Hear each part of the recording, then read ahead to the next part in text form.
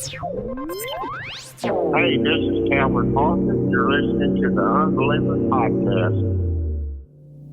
There were several groups. One of the principal ones was the reptilians from the Orion complex. Without any exaggeration, it was like being on fire inside. Rats were eating you inside. This stuff was in my mouth. It felt like it was 500 degrees. It was unbelievably hot. My first question would be, were you a member of the Church of Satan, a card-carrying member of the Church of Satan? I don't understand. There's always an argument for everything, you know? Just because somebody can fake something doesn't necessarily mean it's War, and we found a life form. And that's when I started shitting my pants. So for the person who called, I am carrying an alien. An alien baby. We covered right here, okay? Okay. Something is happening. What is it? That's the question. So do UFOs exist? It depends on what you mean exist. Since the 1960s and the infamous event of the Barney and Betty Hill case, the world of ufology has had many reported cases of alien abduction.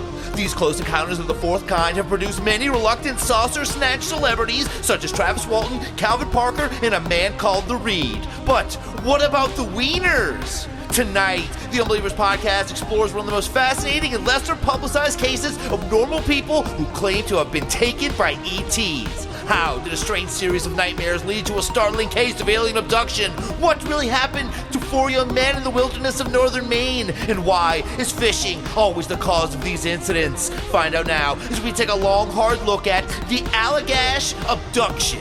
Right here in the program, we continue to learn to unlearn everything you know. Hello and welcome to the Unbelievers podcast. I'm your host, Rus Ryan, and joining me as always is my co-host, Drea Mora. Hello, Drea. Hey.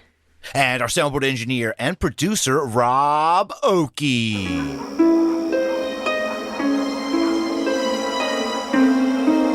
Oh my God.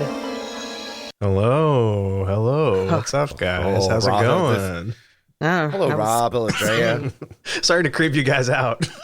Spooky entrance this week, which is not ready for that. That show from that is going to come up tonight, and I'm excited because, last week we talked some monsters, and we've been talking a lot of UFO stuff, but it's time to get back to aliens. I'm really excited. I know we had Subterranean, but now we get to talk some actual alien activity. You excited? Yeah, always. Yeah, I mean, I'm excited about the aliens, but I'm a little bit more excited to just get to talk about the show again. Okay, all right. Well, Rob can barely contain himself, so let's get into it now. Tonight, Allagash Abduction.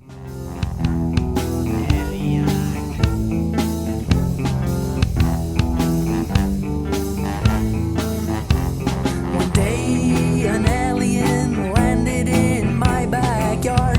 At first, I thought it was Captain Picard, but then I saw green tentacle things, and I knew it wasn't good. Tired as a Yes, that was Happy Camper with an alien abduction song. There's a lot of alien abduction songs out there. You'd be surprised. Yeah, no, rightly so. I think it's a good topic to write a song about because nobody can make fun of you for it. You know, love songs are sappy. Alien songs are cool. Did you just start the show off with a ska song? Was that ska? What was going on? I did hear horns. I heard horns coming in, yeah. It was some kind of ska horn, that ska core. Now, with corn, ska horns, going ska core. That was Happy Campers. Are you okay? What are you corn saying? Good. You're having a stroke, I think, Russ. I'm doing great because tonight we will be discussing a phenomenon that it's been on my mind a lot lately, and that is alien abductions. I know you guys up for alien abduction talk, Drea? Yeah. I mean, I was a little freaked out, and I was like, man, we've been doing a lot of UFO stuff, but to talk about the actual aliens and that. Yeah, that's different. Well, the reason that I've been thinking about this so much is there's been some news that one of the witnesses to the Travis Walton abduction, which is arguably probably one of the most well-known abductions of Fire in the Sky, Travis Walton. Mm-hmm, of course. Yeah.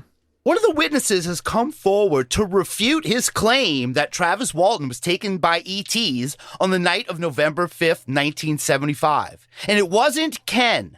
Everybody knows Ken. Yeah, great friend to Travis Walton. Yes. Yeah, that's his Ken. Yeah, but the news is on March 19th, 2021, Mike Rogers posted an image to his Facebook page with the caption, quote, "I, Michael H. Rogers, being of sound and rational mind, do hereby give notice that I am no longer to be considered a witness to Travis C. Walton's supposed abduction of November 7th, 1975. Hey, hold it. You just hold it right there. Can we believe this guy? I don't know, man. I don't know if I believe this guy. Mike Rogers, if you guys remember, Drea, he was the crew boss of that logging unit. He's the one driving the truck. And in the movie Fire in the Sky, he's played by Robert Patrick, the X-Files. So he's the one who said hold it right there. That was actually him calling himself out.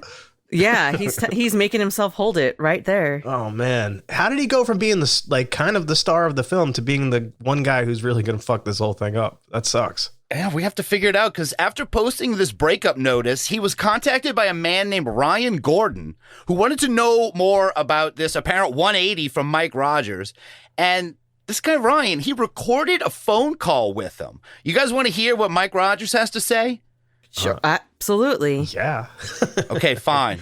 Because we were talking about creating a UFO hoax, okay? Yeah.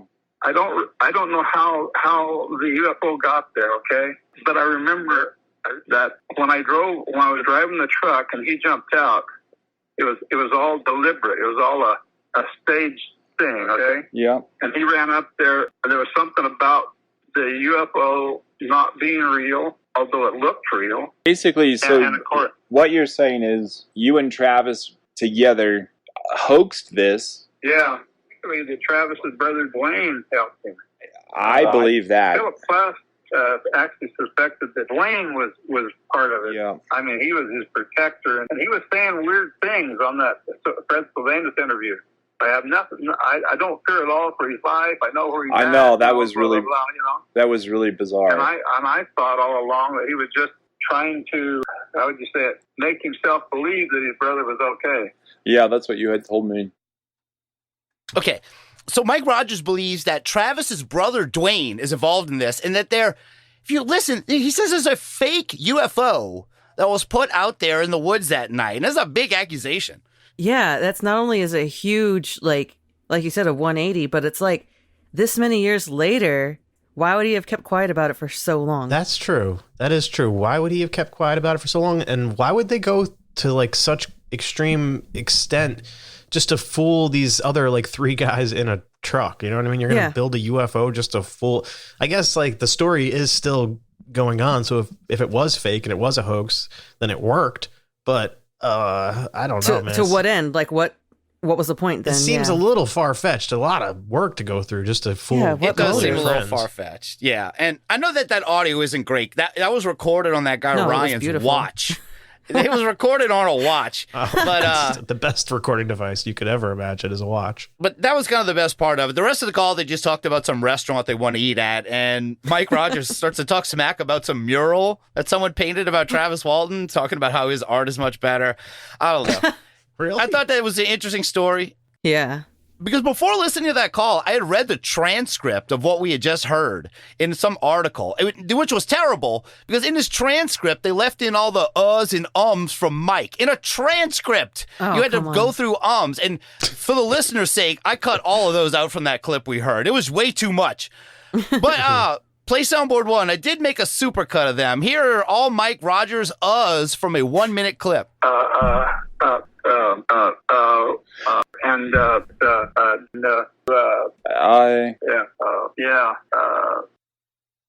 Okay, that's a little Mike Rogers action. Thank God we have that. Talk about having a stroke. Look, I cut him out, but I couldn't just throw him away. I had to do something with him.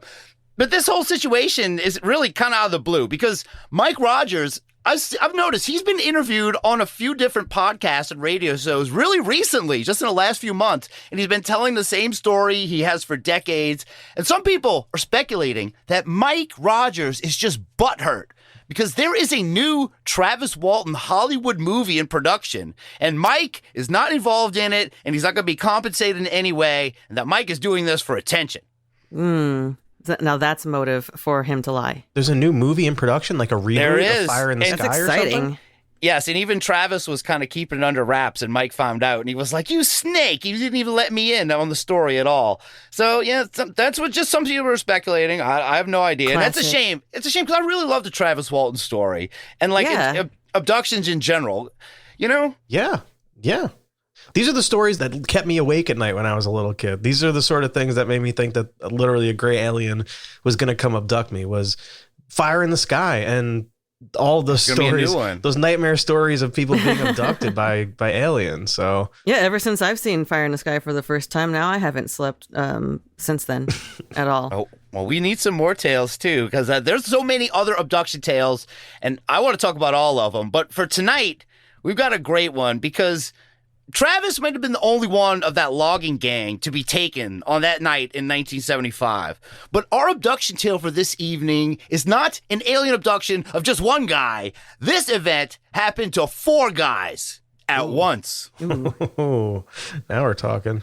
Sexy. I was starting to have nightmares, really terrible nightmares that I could not explain. I found myself in a very brightly lit room. I had no idea where I was or why I was there.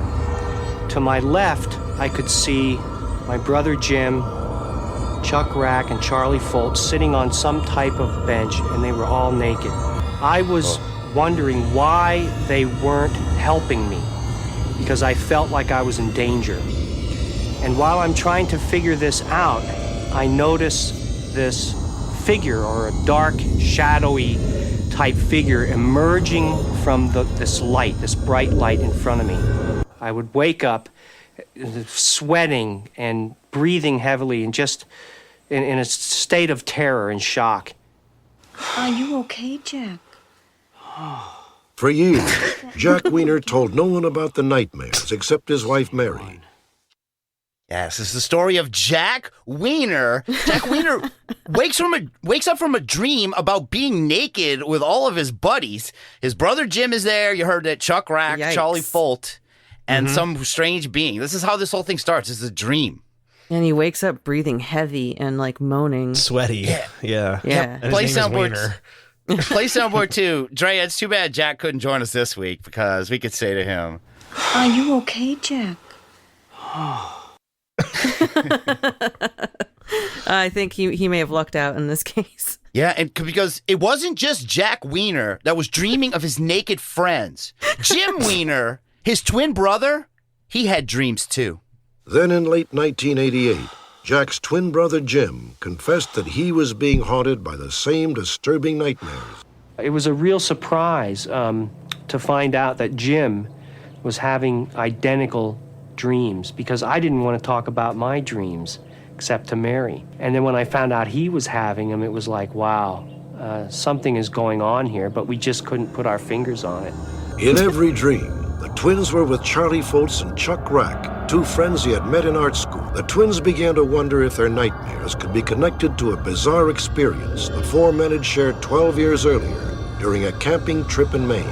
In August of 1976, Charlie, Chuck, Jack, and Jim spent 2 weeks along the Allagash Wilderness Waterway. The Allagash covers thousands of acres in the northernmost part of the state. One of the area's most prominent features is a mountain named by the Abenaki Indians. They called it Katahdin. To them, it is a sacred place. Yeah, Allagash. This is the story of 4 guys in the wilderness of northern Maine, which is basically Canada, right, Rob? You're kind of way up north there. It's up there, man. It's up there. You know, it shares the border with Canada. So yeah, it's pretty much as Canada as you can get in the United States is Maine. And the Allagash Four. They sound like a bluegrass group or something. I don't know about these guys, man. The Weiner Twins. They like to get naked. Yeah. Before we were doing this, speaking of the names, before we were doing this, we couldn't really find any Robert Stack sound clips. But play soundboard 3, because Robert Stack sounds odd saying these guys' names. Charlie, Chuck, Jack, and Jim. Yeah. Yum. Did feel like he was going to say Jack and Jill for a second. Yeah, Charlie, I kept on Chuck, thinking that Jack too. and Jill.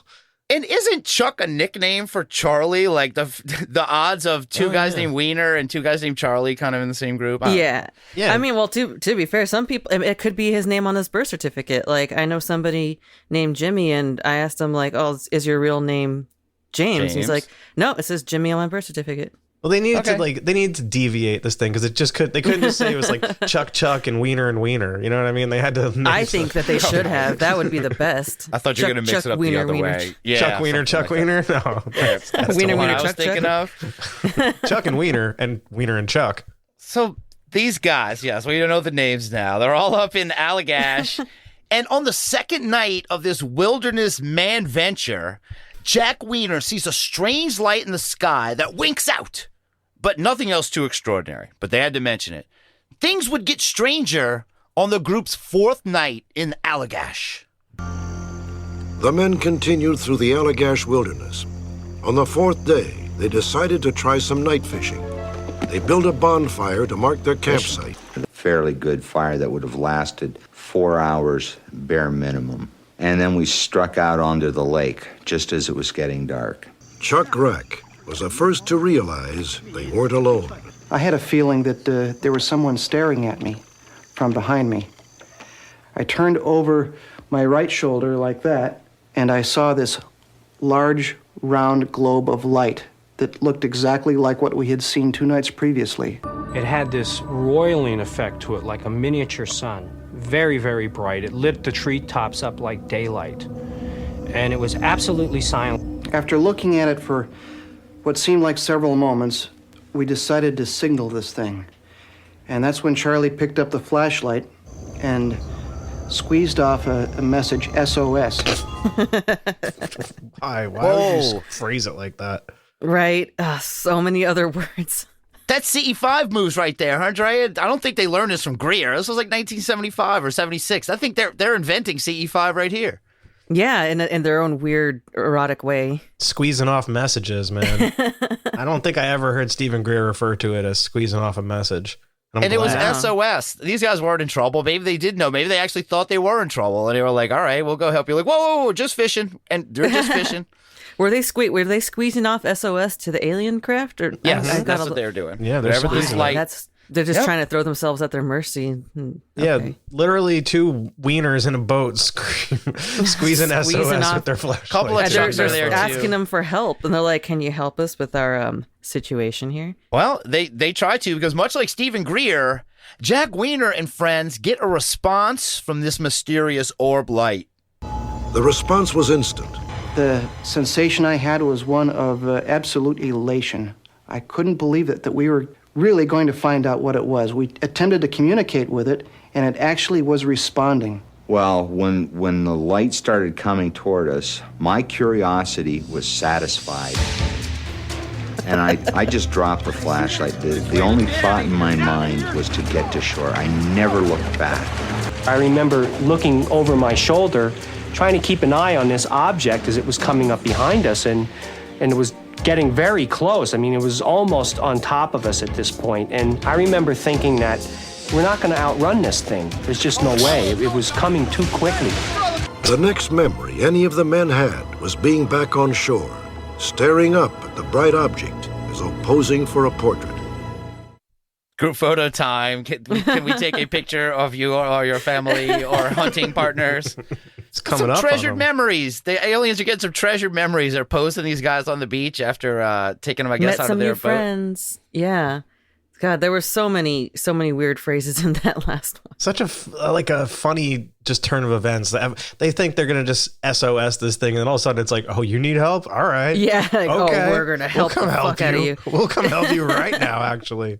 They do sound helpless. He's like, it was over our shoulder. He was like, I was gripping my right shoulder. With yes. I was like getting very too descriptive in there with his my left hand on he my did remind me buckle. of the belt buckle guy. He did remind me of I remember gripping my belt buckle with my left hand, I think it was. And once again, strange things happen when you put on those fishing sneakers, because we've said so many stories, even abduction cases, as far as Pascagoula goes too. Yeah, also that's true. fishing and abduction hand in hand. But here's more about the special night on the lake at Allagash. I remember thinking, my God, I could pick up a stone and bounce it off the side of this thing. That's how close it was. I picked up the flashlight again and flashed at it a second time. This time there was no response from it. it seemed to just drift away from us. As it was moving up, it seemed to implode somehow, and it shrank. And then all of a sudden, at a higher level, it reappeared again. And then all of a sudden, it just streaked away. Very, very fast, and within a few seconds, it was like a star, just another light in the sky. I remember stepping out of the canoe and going up to the campsite, and I remember there was no panic. People seemed to be very relaxed. Hey guys, what do you want to do about this fire? It's out.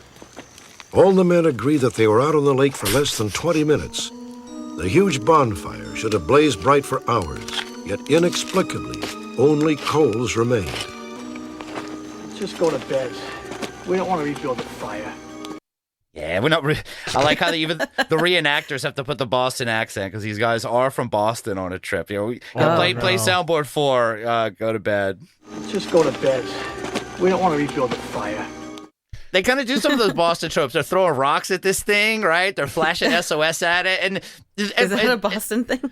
Throwing rocks? Didn't they throw? Oh wait, that's Philly. No, flashing SOS. But yeah, both of them, I guess. Sorry, I'm throwing all those cities under the bus right now. But whatever. I think they did throw batteries at Santa Claus. It might have been his fault though. But yeah, they are. The first they flash SOS, and then they flash it again. Things like, "Oh, fool me once, shame on." Look, we're not getting fooled again, kind of thing with this. Nice. What do you think was going on there? It was like it blipped out for a second, and then it appeared a little higher than it was originally. And then it kind of like you at a party. I think it was done with them at that point. I think the whole point of this is that because they had to bring up how great this fire they built was, and that this fire would surely last 4 hours. But they're gone 20 minutes. They come back. They're not even worried about the fire. They're not even lighting it again. And that's to imply the missing time. That these guys they have a lot of missing time. It seems, even if they don't. Yeah. So what do you do after an experience like this? Let's hear. The unusual thing is that we didn't stay up for hours and discuss this thing, which is what you would think, 4 young guys on a camping trip would do. And we just seemed very fatigued, and we just wanted to go to bed. The next morning, we got up and got our camp together and paddled to the next campsite. The men spent another 10 days in the Allagash wilderness. Jesus. Never again saw the bizarre light. As the years went by, they told friends and family about the UFO. But no one really believed them. The men could hardly believe it themselves. Then the nightmares began for Jim and Jack Weiner. Ah, yes. Remember the nightmares, the naked guys. That is where the story actually starts later on, once they start getting the dreams. Because as you say, these guys were out in the wilderness up there for 14 days. I don't know why that sounds like kind of incredible. And to get abducted by aliens on the 4th day and be like, well, we got 10 more days. Let's keep going. Yeah, and this is in the 80s too. So it's not like they had the same commodities that everybody has today, and it was a little bit tougher. What commodities? I mean, when you go camping? Yeah, camping, it's different nowadays. Back then, it was I don't know, it was a lot of work 70s. to go camping, and for 14 days, that's a long time. That is a long time. That is a lot of supplies you have to have with you because they're fishing, but are they actually catching enough to? I mean, I would have been so freaked out, I'd leave. I seem to be messing around with their flashlights and stuff. They're dicking around out there. I don't see this serious hunt. And this is how it all started. This is how they kicked off the trip. Literally, the first or second night. This is what goes down. And nothing really after, it seemed. This was the key event. And being concerned about these shared naked dreams and the events that took place in Allagash, Jim Weiner reaches out to UFO researcher Ray Fowler, who suggests the men undergo hypnosis. From the beginning, Ray Fowler suspected the men had been abducted by a UFO, but did not tell them. One by one, they underwent hypnosis. They all promised not to tell each other about what they recalled until all the sessions were complete. Each of the men, Jim Weiner, Chuck Rack, Jack Weiner, and Charlie Foltz, described what appears to be a classic abduction experience. Afterward, each of them drew illustrations of their incredible recollections. All 4 said they were taken aboard the craft. The aliens forced them to strip naked and seemed to be conducting medical examinations. The aliens apparently took samples of the men's skin and body fluids, their blood, urine, and semen. There it is. There's some David Huggins funny business going down, but there's a lot more dudes in this event. Yeah, it makes you think twice about flagging down something for help if that's what they're going to do. Yeah, take. They got it all from these guys. 4 prime guys, put them all naked in a room together, which is the reenactments of this are always very funny. And you heard what they got from them, right? We went to this room. There was this bowl on this table, and I was supposed to ejaculate into the bowl. These guys did not say that they did that. Exactly what they just said. I have so many questions though. So like, first of all, if the aliens have this ability to like, get them onto the craft and whatnot, and have them missing time, yet they force them to strip naked, Jack right? and Jim they made Weiner them are do not it. doing. No, they're not doing that. So, yeah, did the aliens make them jack themselves off, or did the aliens jack them off? No, they probably hooked all kind of stuff up to these guys. These guys did not want to be there. I need to know how this went down. Like, how horrifying was it? Did they get touched by aliens, or did they get to touch themselves? I don't know.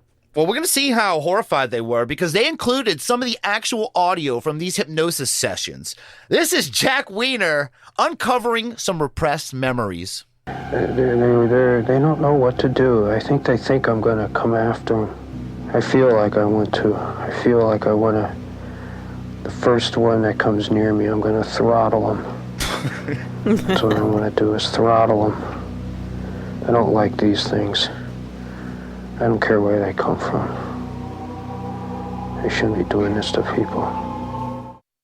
Yeah, it isn't right. And I'd probably want to throttle one of them too, being in his situation. That's such a rare thing to immediately come to mind. What the fuck does that even mean, to throttle them? Is that punching, or is that something? No, I think it's like when Homer Simpson gets a hold of Bart and he like shakes his neck. That is the definition of a throttle. I actually had but, that. You could be shaking something. It's like Homer Simpson. So that's what Jack Weiner wants to do to these aliens. He's gonna choke the alien like Bart Simpson. Wow, dude. Yeah, I mean, they deserve it. They got such a little neck though. Like, oh. I couldn't decide between these. Play soundboard 6 and 7. The first one that comes near me, I'm going to throttle them. Yeah, play a second one. I should have just put them together. God dang it. That's what I want to do, is throttle them.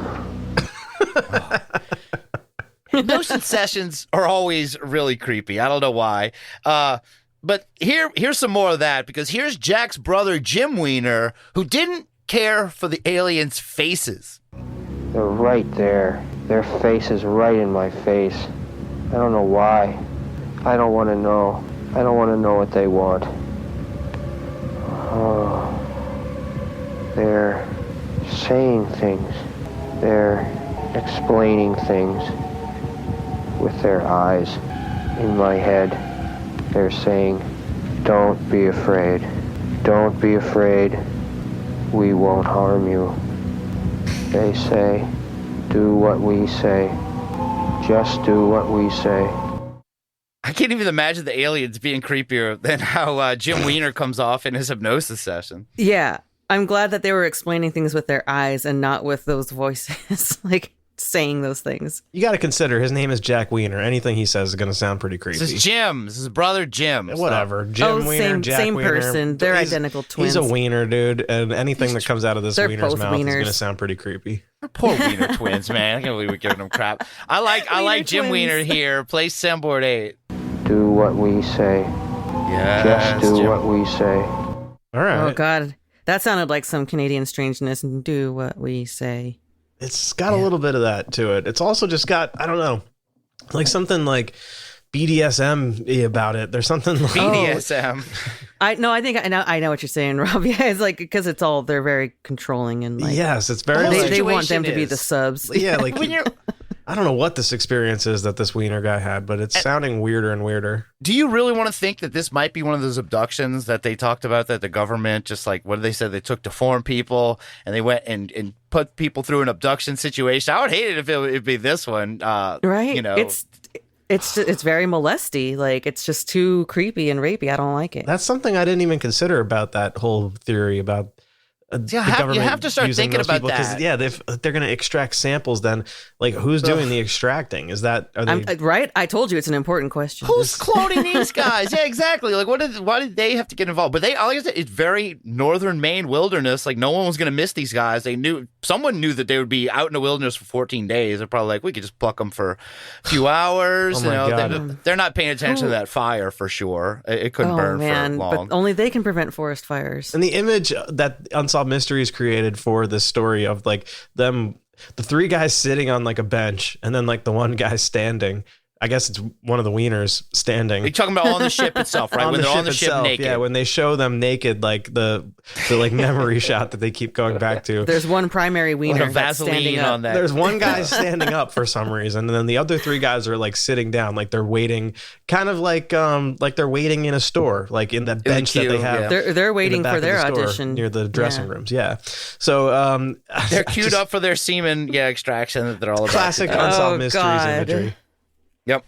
And well, the hypnotic regression train has to chug on. Let's see who's on there next. It's Charlie Folt. Come on down. It's like a doctor's office. Like that. It's cold like a doctor's office is cold. They put the panel over your chest, and then they scrape your arms, your chest, your legs and thighs. We shouldn't be here. I just keep thinking I want to be back in the canoe. Chuck Rack had a good view of what the aliens were doing to Charlie. See some sort of device on him. They've got it looks like a silvery, it looks like it's got curves on it. It's almost like it sucks something. He's got his head tipped way back. It's almost like he's in pain. We're just there. We can't help him. All we can do is watch him.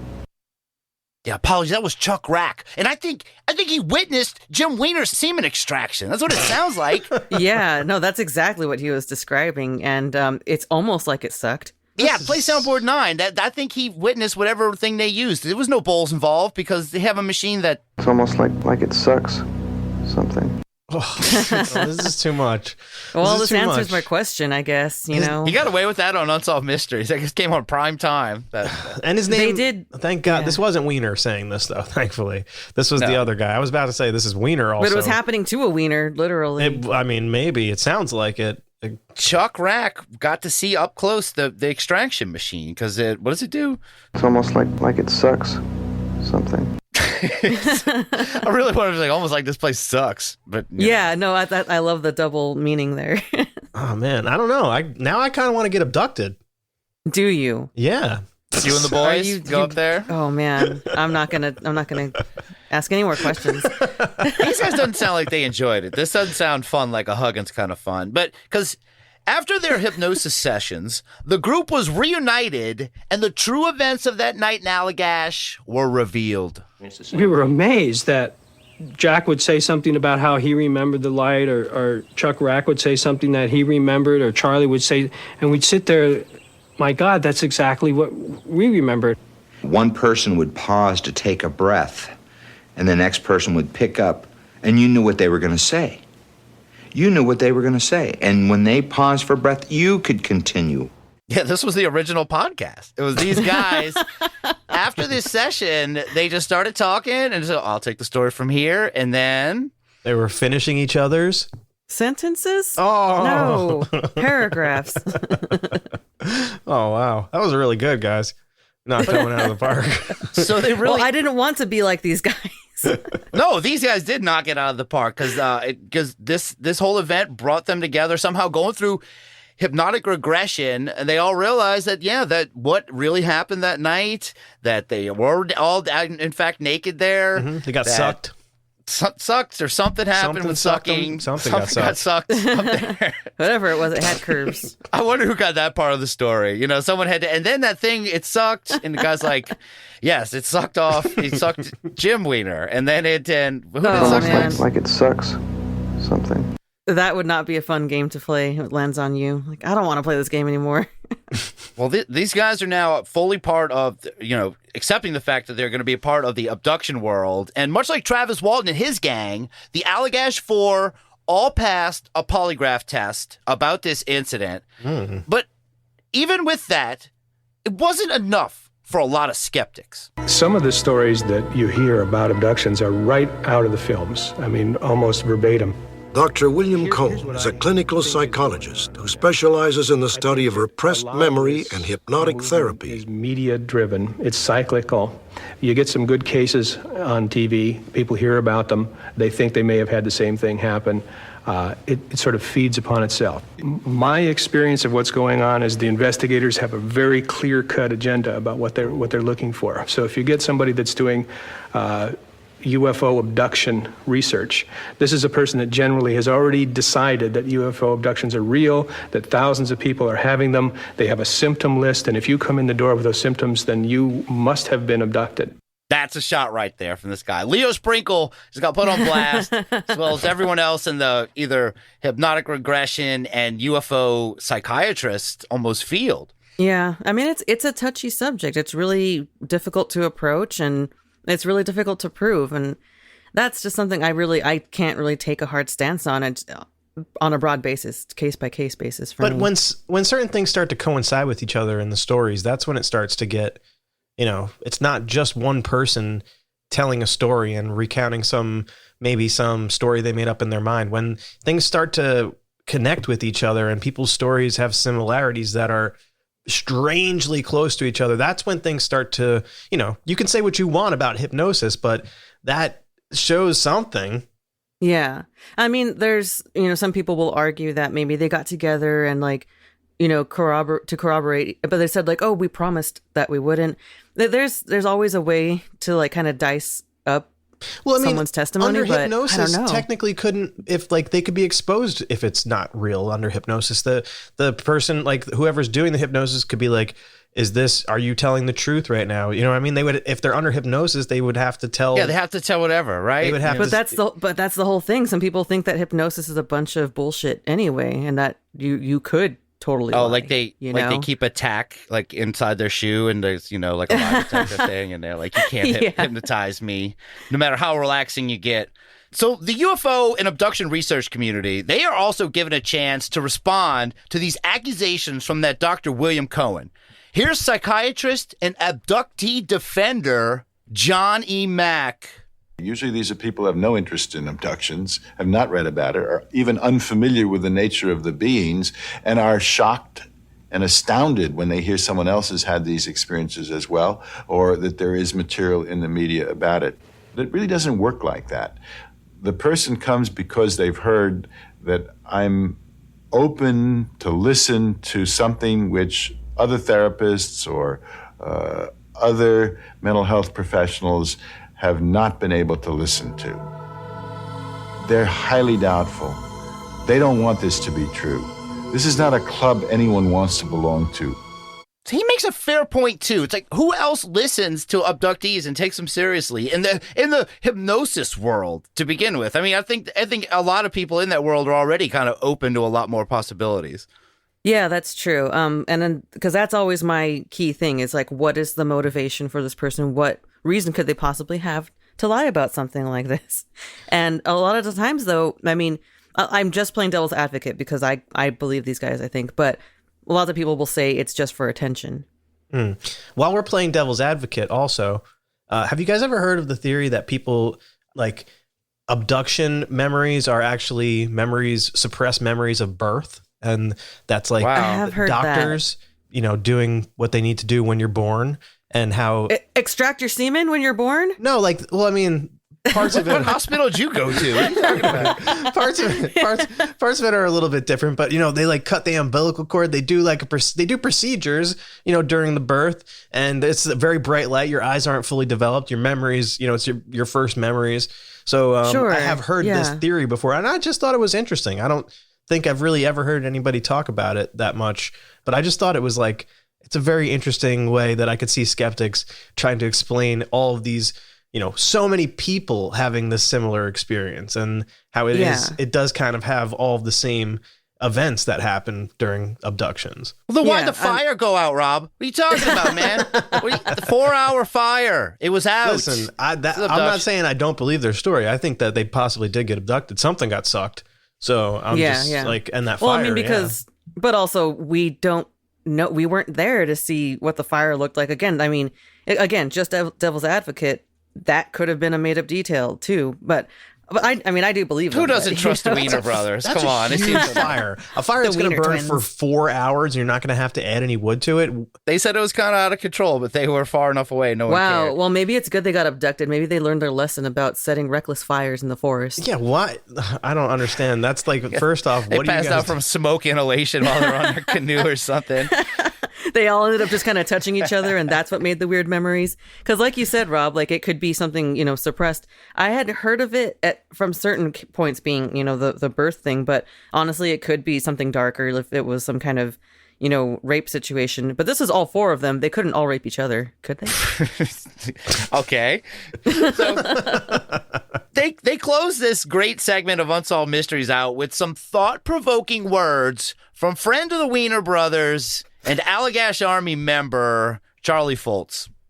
If you were to tell somebody 40 years ago that they would be able to see on an invention called a television set, which didn't exist, a meteorite crashing into a planet that they can now watch at home, that's a reality check, folks.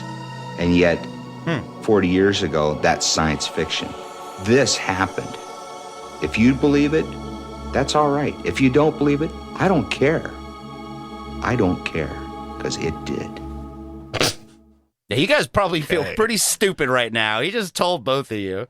Like I said, I did believe them. I was just saying. He doesn't care, Drea. That's the yeah, part. well, good. Other people do. Fuck this guy. Charlie Foltz is not worried about either of you two at all. I wish I kind of would have clipped it. Did I clip that at all? I don't think so. Oh, man, it's a shame. I like that I didn't care at the end. But, yeah, that Unsolved Mysteries feature on the Allagash Four, that was from the 90s. And they never really got the big, you know, Hollywood treatment like Travis Walton or even Betty and Barney Hill. So I've been wondering, what have these 4 guys, what have they been up to recently? And I was able to find a short documentary made by Open Minds TV, which you guys, of course, know. Trusted source in all things paranormal. Yeah, totally. Open Minds, it's in the name. They got a very open mind. They made a short documentary called The Allagash Abduction in 2015, and it had a lot of revealing information about this case. Here's an interesting thing that happened to Jim Weiner one time. 2 years after the Allagash trip in 1978, Jim had gone up to look at this fella's house. Jim had worked as an electrician's apprentice. As they were walking through the house, Jim went in search of a fuse box, walked into this closet where he thought the fuse box would be. The closet was actually a small landing, and a staircase would have taken you from that landing to the basement, but the staircase was missing. So Jim ended up falling into the basement and landing in a seated position. When that happened, because of the impact and the compression of his body pushing down, it shoved his brainstem forward to strike the front of his skull. Ouch. Shit. What I think I'd rather be abducted and probed than to walk through a closet with no steps and land in a seated position. This is awful. And as I'm watching this documentary, it recapped a lot of what we're talking about. I'm like, what is going on now? Why are we talking about his electrical work? And then he falls through a shaft, I guess. God, I can't believe he didn't break his coccyx. I thought the story was going to get like paranormal, but instead it just got It just got painful. It got really painful sounding. He literally fucked his brain up from falling on his butt so He hard. literally fucked his brain with his He fell on his ass so hard spine. that his brain stem like trying to pop out of his skull. Fucking terrible. Oh I my mean, God. I shouldn't be laughing, but That's that so sounds bad. so point- funny. I feel At this bad. point, he's not an abductee. This was 2 years after. In his mind, he has not. The dreams haven't started yet. Okay, let's okay. hear how this falling on his ass event affected the man, Jim Weiner. You know, I had an accident in '78, 2 years after the Allagash incident, which left me with these lower back problems, and I took some brain damage, which left me with epilepsy. I started having these nightmares. They were getting worse and worse. And I mean, I call them nightmares, but I'd swear that these things, I was wide awake and conscious when they were happening. But at the time, I could only describe them as nightmares. And at that time, I hadn't made any connection between these nightmares and this Allagash event. I mean, to me, they were just nightmares. It started to affect my seizure condition, where I would wake up in the middle of the night and I'd be in this kind of terrified state, and it was causing my seizure activity to go up. Okay, so I think it's safe to make a correlation that his brainstem popping out of his skull kind of started this whole alien and naked man dreams. And this sounds way worse than what Robert Stack led on to. That he didn't mention any of that. He just said he had nightmares. He wasn't talking about like true like weird night terrors with seizures involved stemming from an accident. Yeah, Jesus Christ. I mean, I guess sometimes that's what happens. Your brain gets stirred up, but... Yeah, did this invent this somehow, or did this trigger the memory? Because another thing that I wanted to mention, when he's talking about when he starts having the dreams, his brother starts having the same dreams at the same time. That's what I was going to say. I was going to say, so did his brother also have the same accident? No, he didn't. This is like that Time Life book ad. His brother starts having the dreams at the same time over 150 miles away. Coincidence? Yeah. Read the book. It's just like, the twins one burns themselves like messing around the fire, and one's 200 miles away. But they're having that situation now. They're both having the dreams triggered by falling down an electrician shaft in a closet. Boy, the closet story was very long. I really appreciated it. I can't believe. I wonder why they left that out of Unsolved Mysteries. I guess it just kind of like didn't fit the narrative gruesome, of the episode. Guess. Yeah. Weird. That's one thing he didn't want people making fun of. He's like, look, you can talk about aliens taking my semen. You can talk about the thing that, what does it do again? It's almost like it sucks something. Yeah, you can call us the Weiner Twins. You can do all that, but please don't talk about the embarrassing time that I fell on my ass very, very hard. Like, ridiculously, it's not funny hard. It's the hardest anyone could fall on their ass and make it. I'm guessing it's just because of the fact that they usually have to share a couple stories per episode. So they're like, look, we're they cut a that little part pressed out for time. Yeah. There's some outtakes we need to get our hands on where he gets very into it. One thing they didn't talk about on Unsolved Mysteries, too, they didn't really describe the aliens. They kind of, this is audio format. They showed some of their drawings, but... Well, they do have that one scene, though. They do have that one scene where it appears from the light. And yeah, but not in our vein. So here we're going to get a good description of the aliens that took them. From Jack Weiner. I did a sketch of it, and it kind of looked like an ant head, if you can imagine what an ant head looks like without the antennae and the mandibles. That's how I remembered seeing them. I remembered they were very thin. They had very thin arms and necks. They were about as tall as we were, shorter. I remembered the clothing they wore reminded me of like skiers' clothing, like skin-tight clothes that skiers wear. I remembered some of the devices that they had used, but that was all. I mean, I was pretty much in a state of terror the whole time. That was my feeling. Well, every time I would try to remember something, all I remembered was these things are going to kill me. I got to get out of here. So these are ant aliens in ski gear, ants without mandibles. And like I like that he had to clarify that it was skin tight. I'm like, oh, that kind of skier, because I was picturing like windbreakers. Like those baggy, the puffy 80s ski gear or something. Yes. They did show some pictures in the Unsolved Mysteries episode, and one of the aliens looked like the Sleestack from Land of the Lost. And is that what he's describing right there? It sounds like it could possibly be. Some of these drawings, it looks like it's wearing a helmet, or it looks like some kind of bounty hunter from Star Wars or something without the things. The drawings are very interesting. And I got to say, ant aliens, these could be subterraneans, because ants. Oh, God. So that's true. When you think of them in a colony, and no, that's actually way scarier. Like, I don't want to think about that. But in the Unsolved Mysteries, it's like when they show their version of the alien, it's just like a gray alien with really long fingers, really like unsettlingly long gray alien fingers. This is probably 25, 30 years after that, and I guess the story, much like Tom Reed, it gets a little embellished over time. Yeah. But maybe they were always ants, because they didn't really tell us too much about that. So we just need a magnifying glass.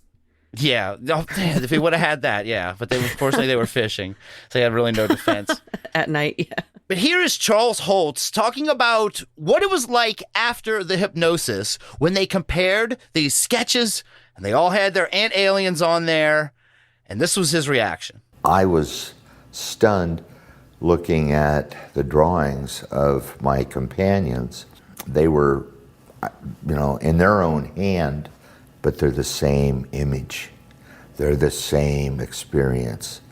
Maybe I have some type of neurological problem. Maybe I have a brain tumor. And that was one of the things that we shared in common, that we thought there has to be something wrong with us, because this isn't normal. I mean, normal people don't say this crap. I mean, this is stupid stuff. I mean, I don't believe it, but I was there. I'm seeing their work. It's exactly the same. See, I don't believe that these four guys, that they went through the trouble to make all this up. Because even you heard Charles Holtz there. He sounds upset by the knowledge that he was even involved with it. I don't know what's going on, but I believe that they believe. Yeah, it's like that other guy said, it's a club that nobody wants to belong to. The whole they could be doing it for attention, but it's like, that's such an elaborate thing to get all your details straight on and all of the obvious kind of fear and discomfort they have with the whole thing. It's like, yeah. I wouldn't, and play, I think, Soundboard 9, because there was something funny in there. I mean, this is stupid stuff. Except not this one. We could say that about a lot of episodes, but I don't think Allagash, he might think it, but I really enjoy this case. Yeah, it's not stupid. It's just creepy and weird. Honestly, it's just weird. Yeah, he had to see his buddies naked in his dreams every night for a while, and he realized, oh my God, we actually all were. And I'm sure you guys want to hear more from Jim Weiner, right? Oh, he's please. Kind of the hero of all this. The better, yeah, of course. Here he is explaining how his trip in the UFO might have given him enhanced abilities.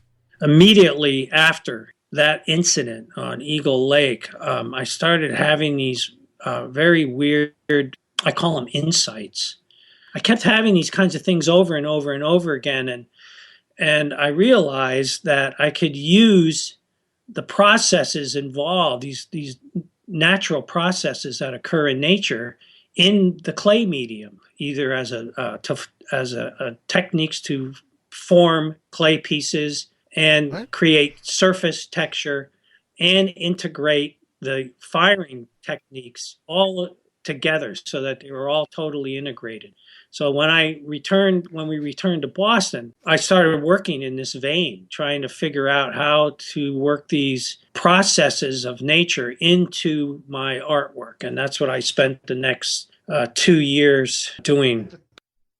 He got clay powers from this incident. I know. I was like, what? I'm very confused. He got really good at pottery? What kind of superpower? He even talked about animation. Even the firing, the kiln process. Remember, these guys they said these were all art students who all went to art school together. So these are art students getting abducted. And yeah, he comes back and he's got, I don't know what he's talking about in trying to get the processes of something into the clay and the surface pressure. What did that mean? Yeah, man, he lost me there. I was just imagining him sitting down cross-legged with like those Play-Doh sets where it comes out in the shape of stars and stuff. I thought you meant like Ghost, like with Patrick Swayze. That would be the logical thing. The aliens were doing that while he was making a bowl. Oh, making a bowl. The way that guy was describing that, though, it made us feel like we were missing something by not understanding what he was talking about. Yeah, like we can't keep up with his... Yeah, like we just... I don't know. It felt like he was talking about something that I just couldn't even comprehend. You know, Rob, you just wouldn't get it. Yeah. That's clay powers. Even talking about him are kind of... You're like, all right, I don't know. Maybe it's, I don't know, some kind of technique to get people to stop listening to you.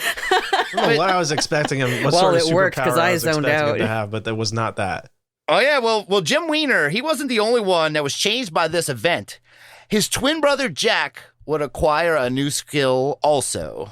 Before we went to the Allagash, I was in art school and my major was painting, and I was a very traditional painter. Immediately, in fact, after the Allagash, I never painted again.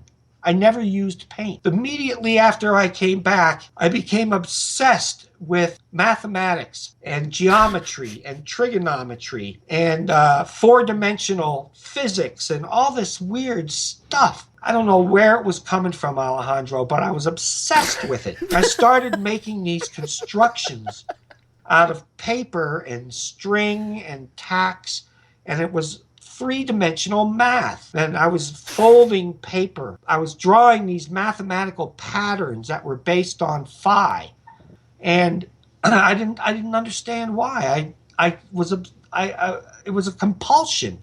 I was making these things constantly. I mean, my whole life became obsessed with this mathematics. Yeah, clay powers. And now math powers, man. Alejandro, he got some great info out of these guys. I don't know why that was so funny, the way he addressed it. It came out of nowhere. Usually when you watch the documentary, it's funny when 40 minutes in, the person being interviewed addresses the person talking to him. It was not on camera at all. Like, and yes, Alejandro. Just didn't even realize he was in the room, Alejandro. Oh, God. Glad that he gave him some love, though. Finally, someone mentioned. I get. Alejandro. Hopefully, he wasn't trying to keep his identity secret, like in that one other. What was the Bigfoot guy who was just like, "No, I didn't say his real name. Did you hear me say?" And then he says the guy's Chico. name. When Chico got yelled at, you're talking about. Yeah, exactly. Oh, Good man. shit. And look, did this go over my head, Drea? Did he say phi? Was he talking about pi? Because that's the only math thing I knew. And he was. I think I got lost like the clay powers. This was just as kind of nerdy and deep and distracting. I think he meant the Greek alphabet. Right? Okay, sure. But I mean, yeah, it means shit. I don't know what the fuck That's it means. That's some 4D math quit. I don't understand. Yeah, I quit math like at just basic arithmetic, so I don't know what that means. I had to pull this old school clip for a second here. I knew you were a nerd. Oh God, that's good. Oh yeah, and not to be outdone, brother Jim Weiner. So all of a sudden, he got a new obsession as well. Obsessive compulsive about ancient temple architecture. Somehow I had it in my head, and I don't know where this came from, but I just became obsessed with the belief that ancient temple sites were actually macrochip technology, that they functioned as macrochip computer, like almost like a computer motherboard. And I just became obsessed with this, and I'm still obsessed with it. All right, Jim Weiner is into alien temple macro ships. What do you think about that? Oh man, it's unfortunate because it's just giving more credence to those fuckheads over who think that human civilizations couldn't come up with their own architecture and we had to have help from the aliens. Oh, this isn't Earth's motherboard, Rob? Is that what's happening here? They always say this stuff on Ancient Aliens. He's definitely an Ancient Aliens guy, 100%. But they always say this, and I try to understand what they're talking about, how like these ancient structures act as like these technological devices. Superconductors. There's no electricity, so I don't understand how. Hold on. It Clay. doesn't make any sense. You got to put the 3D math in the clay. That helps make the macrochip pyramids. I think this is probably how his brain works sometimes. Like, I think this is what they were telling me. You think? Pretty sure. He go back like, to Allagash. When he got abducted, it like unlocked memories of a past life, possibly that he had as like an past obsession, maybe of a former life. I wonder if like that's an architect possible. In ancient because times. look, these other guys aren't really feeling like compelled to become obsessed with ancient type things. It's just like, I mean, one guy just stopped using paint, and the other guy's fucking around with clay.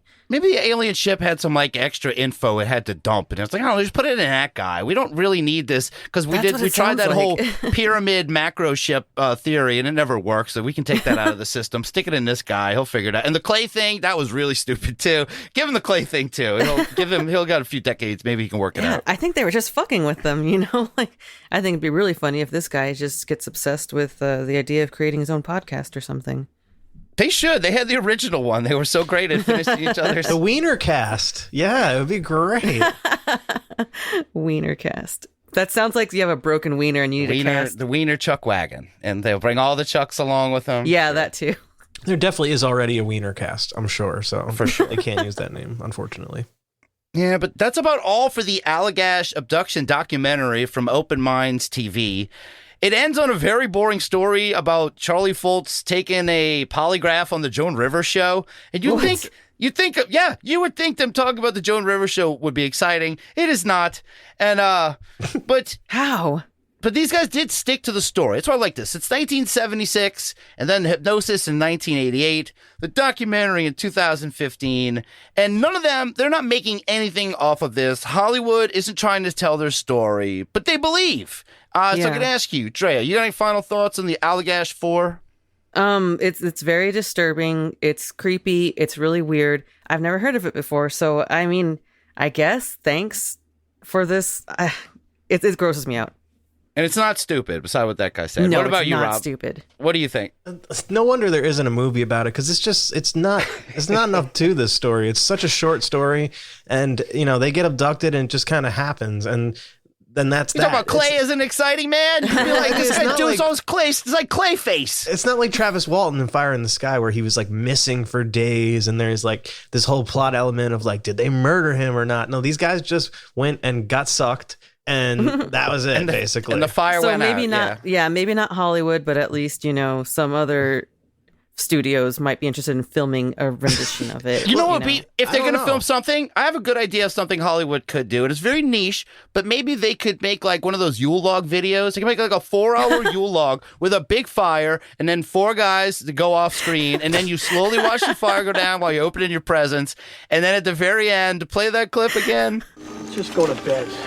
We don't want to rebuild the fire. And that's when it's time to turn off the video. And that's as close as they'll get to Hollywood, I think. And actually, it's not too bad. If it lasts for 4 hours, you can keep that on I'll the pitch party. it. We could probably film that and get that up there. It's like a good X-Files episode. It's not like a full feature-length film. This is really just like, a standalone short adventure.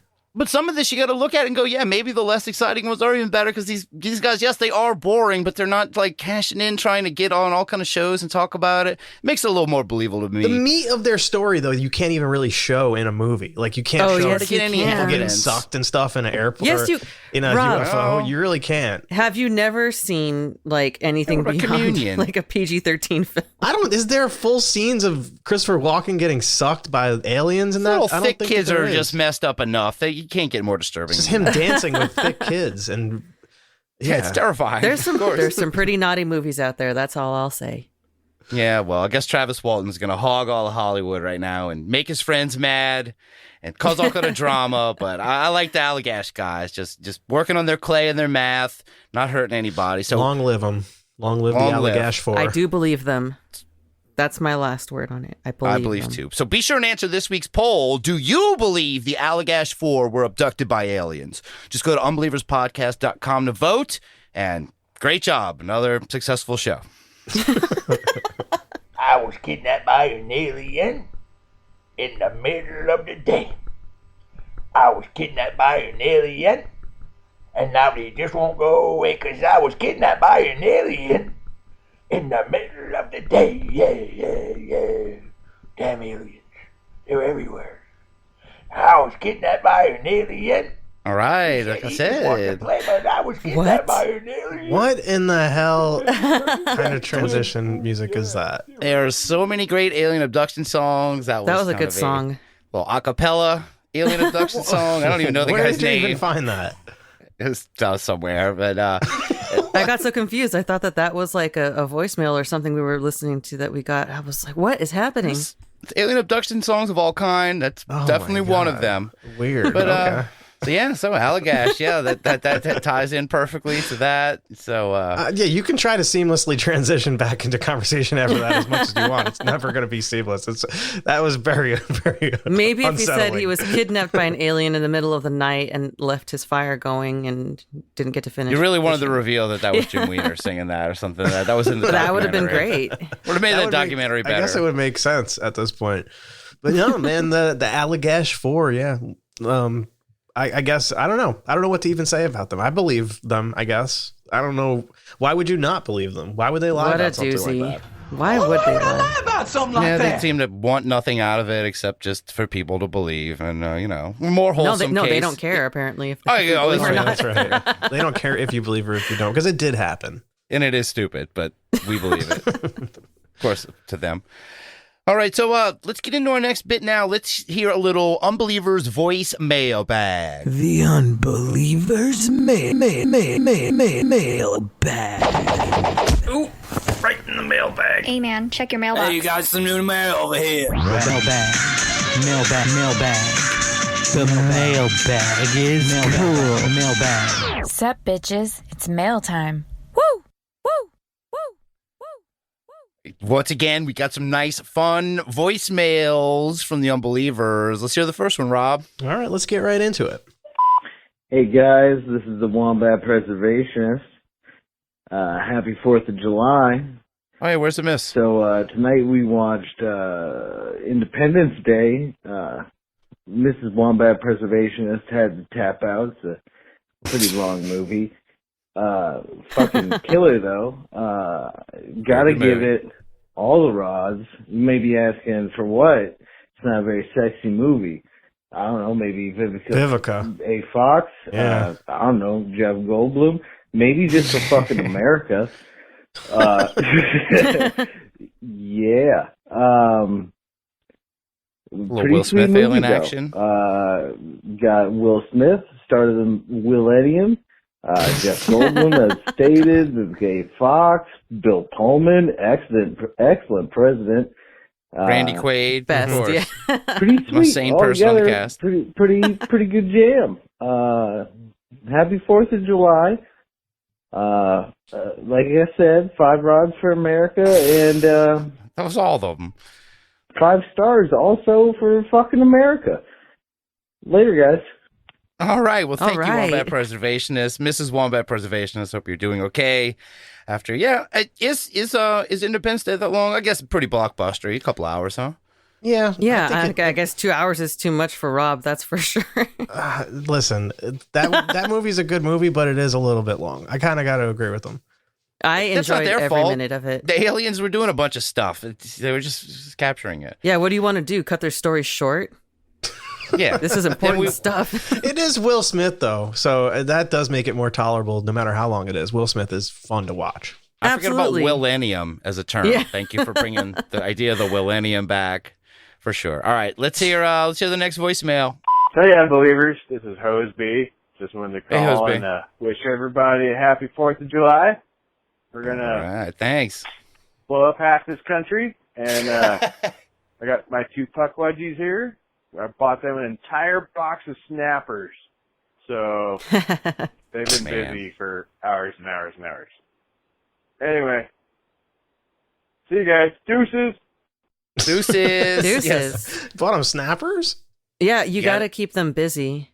Gotta keep them busy, but it's good to supervise them to save kids. You don't want those little puck wedgies running around. Man, they got some snappers now that are real loud that like even kids can throw. Their snapper technology Really? is Oh, improved. that's Oh yeah, kinda They have some snapper. I loud thought he ass. was like- Technology's at an all-time high. I thought he was feeding the kids like they were little polar bears. Oh, He was like throwing red them fish, snapper. like snappers. No, yeah, these are the fun ones where you can like throw them at people's feet and scare That's the all you crap out do. of them. That's the only point is to throw them at your little brother's feet when he's not looking, and wait till he's not looking again, till you run out and you've got that weird ground sawdust stuff in your hand. See, in my mind, I was just imagining these kids as little puck wedgies, and you would throw them a fish if they're hungry. I mean, that makes sense. That sounds expensive Taking after a this while. in a whole different.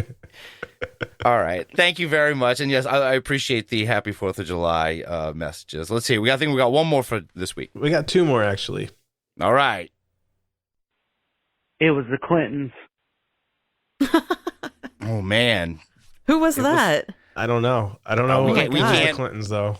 So if they don't cryptic. say, we can't be revealing our sources here. So that's a confirmation. If anyone was ever wondering, that almost sounds like a sound clip. Is he joining a thing? Can we play that again? It was the Clintons, but maybe he's talking about the Bohemian Club. That's where all those rich Republicans go up and stand naked against redwood trees, right? Oh yeah, that's the club you do want to be a part of. And Will Smith has the secret information. He just can't tell I us. have the top secret information. I just can't share it. You don't think? Well, All no, these this is what calls he are said. coming This is the message again. It was the Clintons. Oh, Okay, I guess it was. sounds like hypnotic regression that we heard that from. So that's definitely He's probably right. It probably was the probably Clintons. true. It's probably true. I think it was. We'll move along though. We'll go right to the last one here. Here all we right. go, Yeah, guys. we'll consider the last one, but we have to move on. I hope that cryptid is disabled because I will kick its ass. Whoa. Okay. What? That's maybe that's I think- fair. I think that was maybe Jeremy the Beast calling in and hoping that the cryptid is disabled. Come on, you're like a pro fighter guy, an MMA guy. You should be fighting strong cryptids. That's why you're there. Yeah, why dude. would you want to fight a disabled cryptid? That's... I guess because maybe didn't he have backwards legs or something? Yeah, that's true. 4 eyes, glasses, backwards legs. It's in poor taste. Pocket protector. Yeah, you'll need it to be disabled in order to win. I guess that's a... I don't know. I don't know what to make of Bill that. Brock can beat up a disabled cryptid. Come on now. Yeah, no, don't beat up any cryptids. How about that? Let's just not beat them up. That's good advice. We do like you, though. You can go back. And that's it for this week's Unbelievers voicemail bag. The Unbelievers mailbag. Ooh, right in the mailbag. Hey, man, check your mailbox. Hey, you got some new mail over here. Mailbag. The mailbag is cool. Mailbag. Sup, bitches? It's mail time. Woo! All right, well, we got time for one more thing that we can't wait to do. What's that, Drea? Poll results.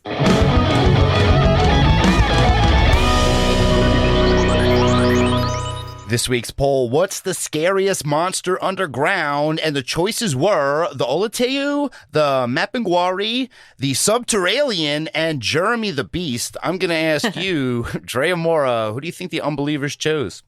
Probably, I just feel like Subterranean. You like the Subterranean. Okay, how about you, I Rob? don't, but they do. I think that they said the Mapinguari because that thing, I've never seen anything quite like it. All right, well, sorry to both you guys because, wow, with 11.11% of the vote, Jeremy the Beast. Should have known.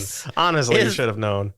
I'm surprised you didn't pick that. Yes, he is the scariest monster underground. And honestly, before you do that, if you haven't seen our Instagram yet, go check our Instagram because if you swipe to the end, you get to see Jeremy and you get to see the finger.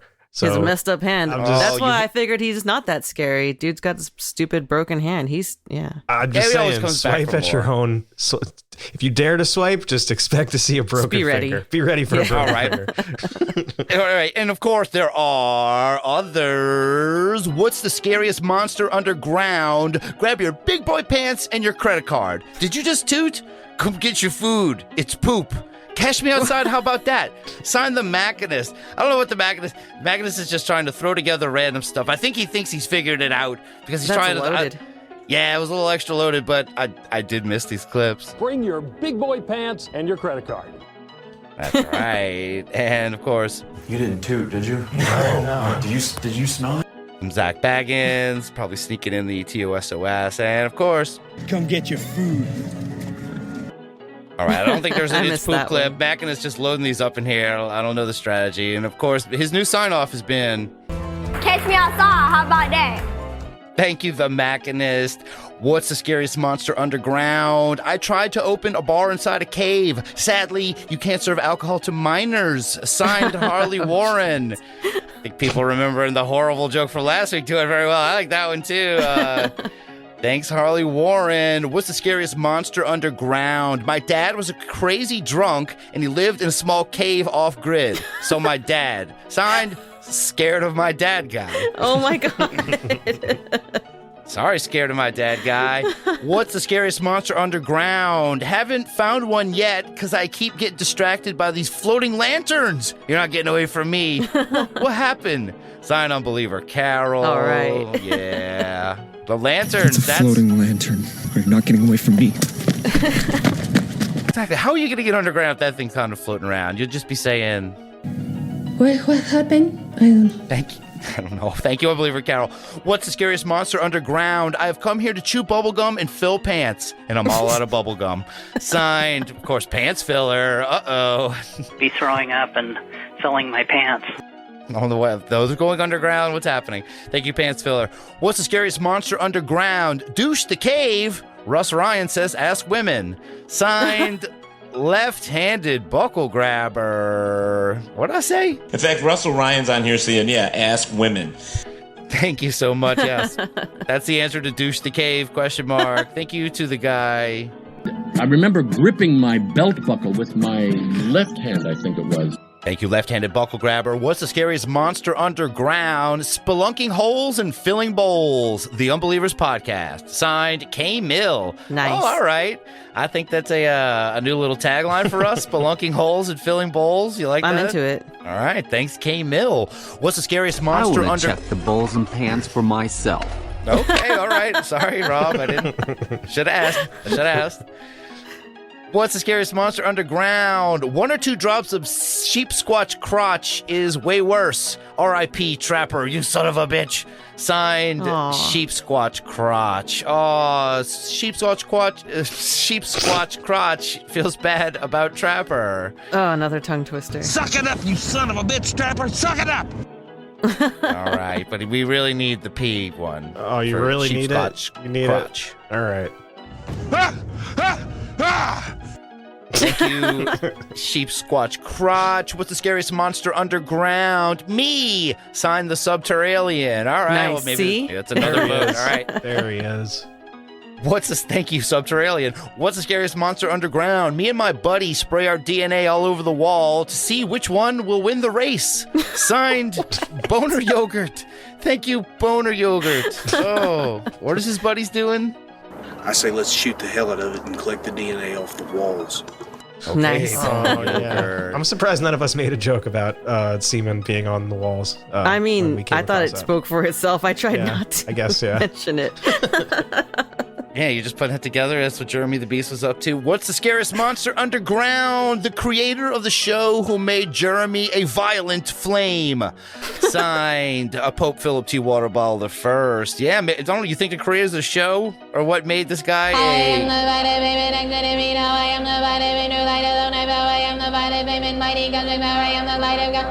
every hour. I am the light of flame, blazing like a sun. I am God's sacred power, freeing everyone. Yeah, I mean, he was pretty violent. So thank you, Pope Philip T. Waterbottle the First. What's the scariest monster underground? You like that guy? Yeah, he's back. He's back. Great name. What's the scariest monster underground? I dug with my excavator, jumper out, and said, about that hole, all I uncovered was Bigfoot's ass. Signed, Hose B. Okay, so... You've seen his ass. Yeah, about that hole. Yeah, but all he got to say was... His ass stuck out. I seen his ass. So he's digging up Bigfoot asses out there? What's going on, Hose B? Yes, he is underground. What's the scariest monster underground? Scariest thing underground? Turner Clay's IQ. Signed, a man called Host. Ooh. Nice. For those haters out there who think this is fake, I'll stop you right there. All right, he just told you. He knows how to deal with the haters. He always does. All right, now get out of here, Turner Clay. What's the scariest monster underground? The August Underground movies. I bet you 10 Long Island iced teas you can't watch them without barfing. Signed, Corrupted Mask. August Underground movies. All right, guys. Yeah, we'll have to check that out. Thank you, Corrupted Mask. What's the scariest monster underground? My father's body. I keep him stored in formaldehyde and take him out during holidays. Signed, Voodoo. Wow, that's the second dad comment. That almost kind of goes into like a voodoo theme. I could imagine a voodoo doing that. Yeah. All right. Okay. True. Yeah, perfect. Very scary. What's the scariest monster underground? Well, I've got to grab my buckle with my left hand because I injured my right arm. But I've got the subterranean homesick blues. Signed, Blue Box UFO. All right. Getting a little more buckle action.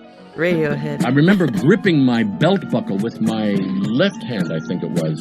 All right, well, good thing, because that right arm got messed up. Yeah, he's got the subterranean homesick blues. Thank you so much. That's the final one for this evening, Blue Box UFO. As always, really funny, great poll results. Let's see who we could possibly pick.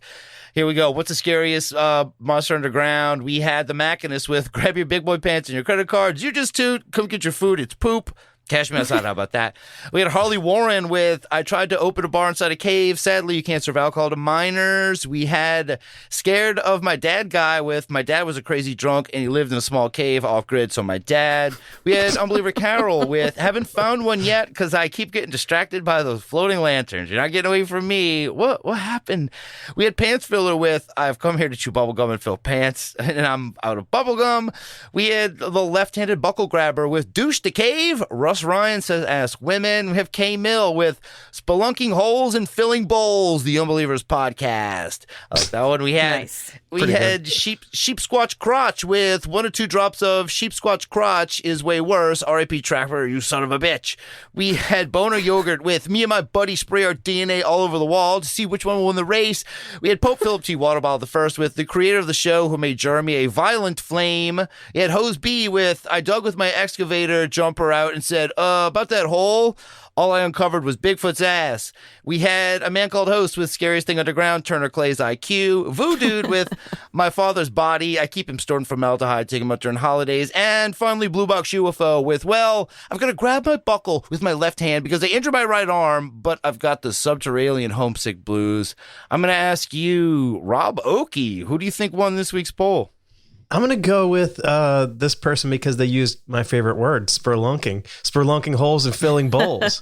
Who was that again? That was K-Mill with spelunking holes K-Mill. and filling bowls. Of course. What about you, Drea? I gotta say, I'm scared of my dad guy. Just the image of a crazy, angry, drunk guy living in a cave off grid is just... that is really genuinely scary. I really like the last guy too. His dad is underground. Yeah, he brings him out every once in a while. But he's Voodoo. Yes, yeah, Voodoo that was does really that. good There's too. a couple of similar, same vein. So, I'm gonna say congratulations to. Oh my God, it's a tough one, but scared of my dad guy. With my dad was a crazy drunk and he lived in a small cave off grid. So my dad, congratulations, you just won this week's poll results. We've come to the end of the program, but before we go, Drea, Mora, do you have anything you'd like to say or plug? Yeah, our website for my other podcast, Spirits and Spirits, is finally up and running. We ran into some issues, but that's spiritsandspiritspod.com. Yay. Awesome. Cool. Check it out. I didn't know about that. Very cool. What about you, Rob? Anything to plug or say? I was just on an episode of Spirits and Spirits, so go listen to that. That was very fun to hang out with Jack and Drea. Check out my Instagram at Rob Okey. And we just released our an episode on the Patreon. I'm sure you're going to talk about that a little bit. So go check out our Patreon because we really appreciate that. And shout outs to all the new patrons. Yeah, thanks to everyone. Yeah, because we just started the preliminary seeding of the Tournament of Sacks of Shit, the TOSOS. So we should have a bracket up soon. It's gonna hope we get a lot of fun participation on there. And that's it.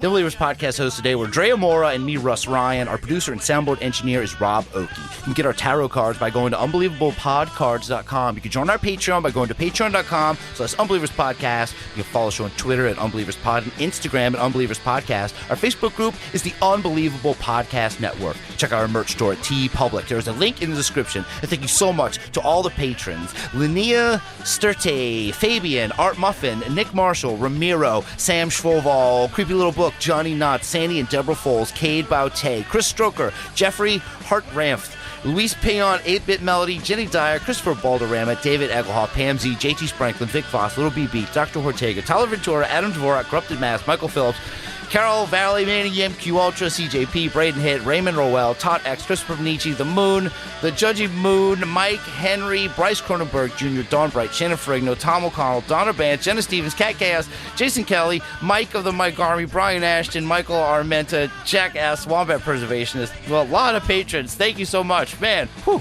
Our music advisor is Pandora's3373. Our official composer and theme song creator is Unbeliever A.A. Ron, a.k.a. Aaron Chilb. Go follow him on Instagram at The Aaron Chilb. Our official graphic designer and card maker who designed our logo is Raymond Orwell. Check out his work at P. Raven Creative on Twitter, Project Raven Creative on Instagram. Our official Unbeliever listening between the stations for a message from Art Bell is Scott E. Our official Hazmat Lou is Hazmat Lou. Our official Unbeliever without a title is Nicholas Aristavi. Our official Unbeliever raising puckwudgies is Joe Filler. Our official Wisconsin, Michigan, Dogman, Paranormal Investigators, Green Finhook. Our official resident Sagittarius is Gozanton. Our official Madman is Unbeliever Adam. Our official Mothman enthusiast is Michael Shields. Man, Mothman Fest is coming, Mike. It's coming. Our Mike Army better represent out there. Our official Unbelievers Move On Inside Man is Christine Moraes. Our official Unbeliever peacefully eating a hamburger is Michelle Durham. Our official Unbelievers Time Traveler is Taylor Nelson. Our official Ghost Hunter is Amelia Child. Ghost Hunting in New England. Hubie Halloween. Our official senior European correspondent is Kay Mill of the I Don't Know podcast, who almost won poll results tonight. We still get plugged. Our official guardian of that bench is our Kraken Stacker. Our official alien bopper is Nunchuck Bob. And this week's Unbeliever focus is Fabian, who thought last week's show, Monsters Underground, was a real success. And he was so excited that he watched those other 3 episodes that we haven't seen yet. And his review was... It's almost like it sucks. Something. And... I mean, this is stupid stuff. All right, good night. Don't get throttled.